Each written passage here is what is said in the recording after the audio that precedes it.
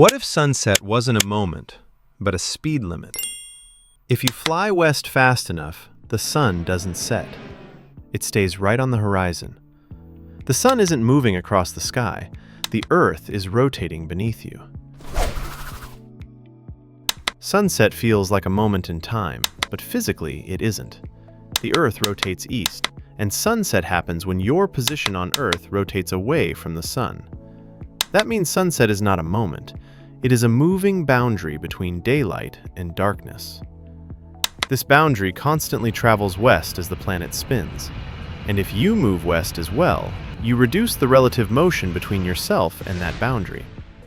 At the equator, the surface of the Earth moves at about 1,670 kilometers per hour.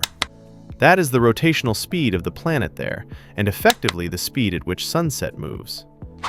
To keep the sun frozen at the horizon, you would need to move west at roughly the same speed. A typical commercial jet cruises at around 900 kilometers per hour, so at first glance, it seems impossible. The Earth is faster. But Earth does not rotate at the same speed everywhere. As you move away from the equator toward the poles, the linear speed of Earth's surface decreases. At mid-latitudes, the effective speed of sunset drops to around 1,200 kilometers per hour. Suddenly, the gap is much smaller. This is why westbound evening flights often experience unusually long sunsets. The sun does not fall quickly. It appears to linger near the horizon. Time is not slowing down. The aircraft is partially matching Earth's rotation. Now consider faster aircraft. The Concorde cruised at over 2,100 kilometers per hour.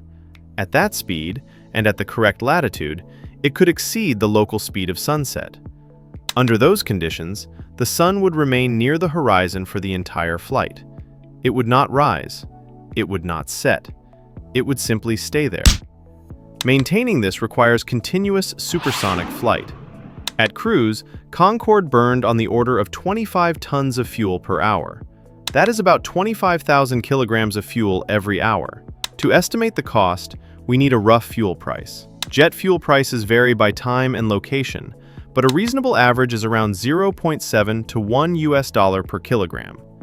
Using a mid-range estimate of about $0.8 per kilogram, the calculation looks like this. 25,000 kilograms multiplied by $0.8 per kilogram. That comes out to roughly $20,000 per hour, just in fuel. This is not an exact number. Fuel prices fluctuate, and operational costs vary. Flying at that speed means burning tens of thousands of dollars per hour simply to stay near the sunset. This places practical limits on how long such a flight could be sustained and where it could realistically be flown. To attempt this intentionally, you would need a supersonic aircraft capable of sustained cruise, a carefully planned westward route, the correct latitude, minimal headwinds, and significant operational resources. This makes the scenario impractical for everyday aviation, but it does not make it physically impossible. So, can an airplane outrun the sunset? Yes. Under specific conditions of speed, direction, and latitude, an aircraft can keep pace with and even exceed the motion of sunset.